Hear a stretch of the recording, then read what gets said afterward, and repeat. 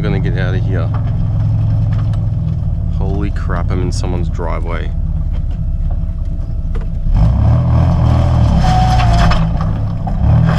Oh my god.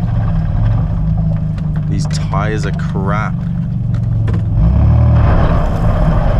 I literally can't get up this driveway. I'm very sorry to whoever's house that was. Trying to be as respectful as possible here. Anyway guys, welcome back to another video. Bit of a different one today. We are in the hills in Melbourne.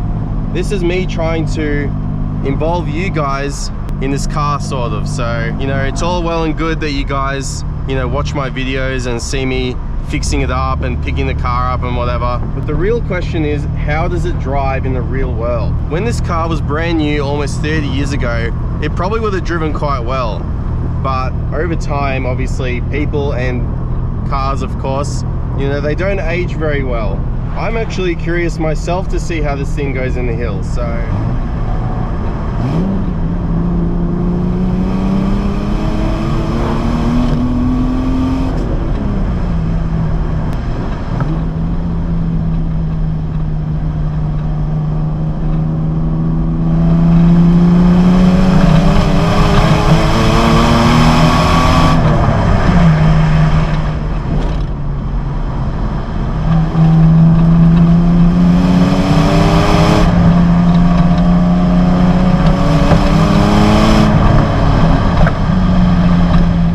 Off the bat, just a quick run through of the mods that this car has.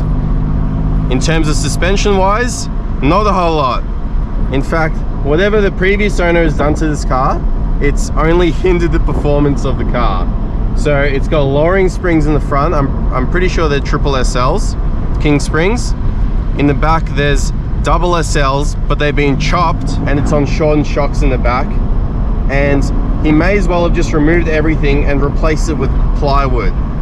Because I don't know if you can tell, as I'm accelerating and I'm hitting divots in the road, it's basically just bouncing the car like a bloody hydraulic, you know, one of those Chevy Impalas from the States you see bouncing around the hydraulic suspension. It's honestly, on first impressions, pretty horrific.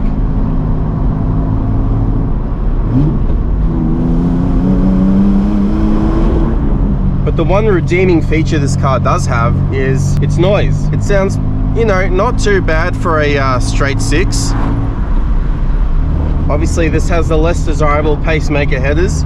It's got pacemaker 499 extractors, so they don't sound the best, but it is better than stock.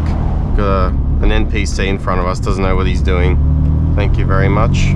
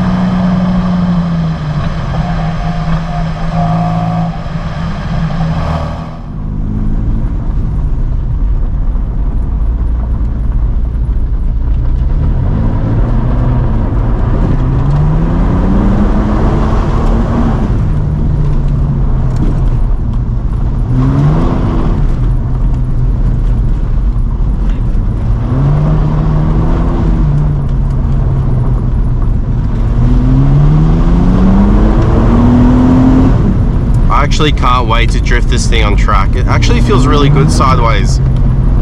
It's not too snappy, which is good.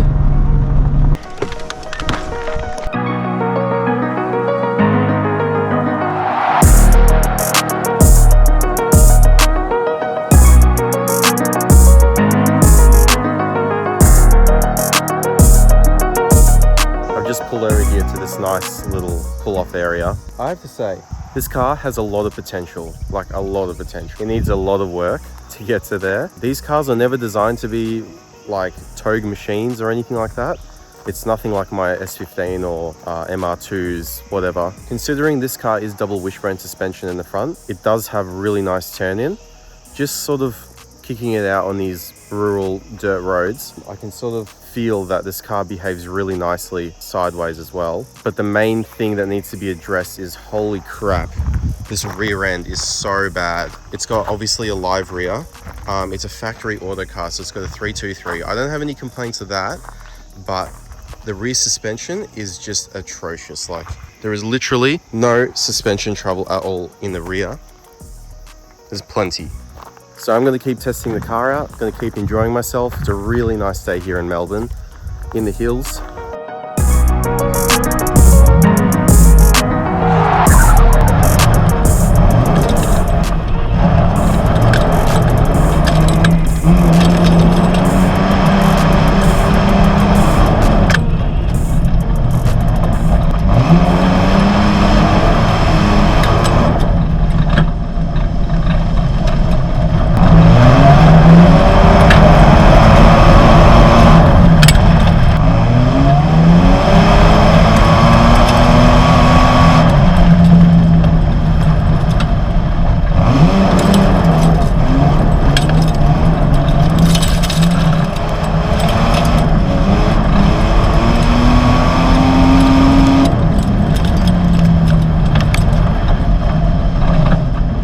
This car feels good sideways, guys.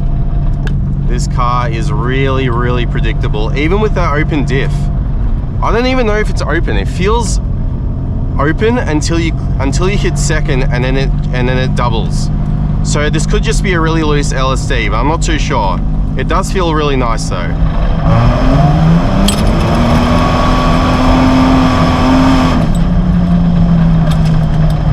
I think the lack of rear suspension and the fact that it's basically on bump stops really helps with drifting, because it's just able to shift the weight of the car rather than just absorbing the weight and then just trying to make the car grip up. And we're back on the asphalt here, so enough being naughty.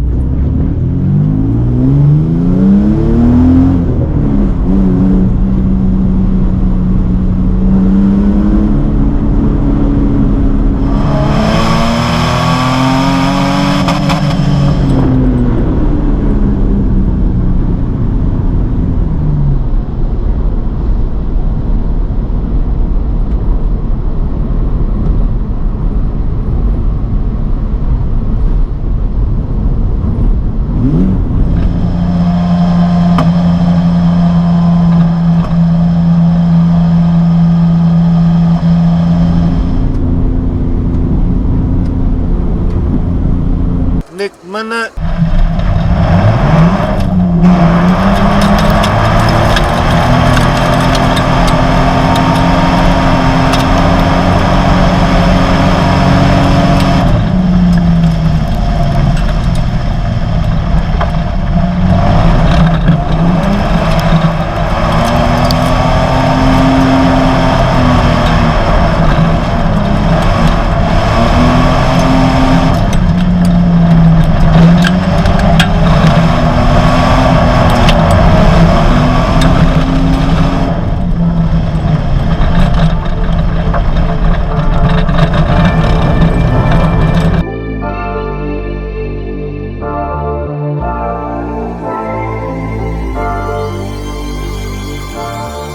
So thankfully the EF made it home, which is very lucky, because I made a discovery the other day that the ball joint on the right hand side for the upper control arm is deathly close to falling out. I made a discovery and I still chose to go on a drive, which is pretty silly, but we made it home. It's now time to put the EF under the chopping board. Like I said in the previous video, I have collected a few little parts for the EF. So the next video you'll see the car's getting pulled apart and the front end is getting a bit of work. But I hope you guys enjoyed that video. I really enjoyed making it, and there are plenty more to come, so stick around. Thank you guys so much for watching.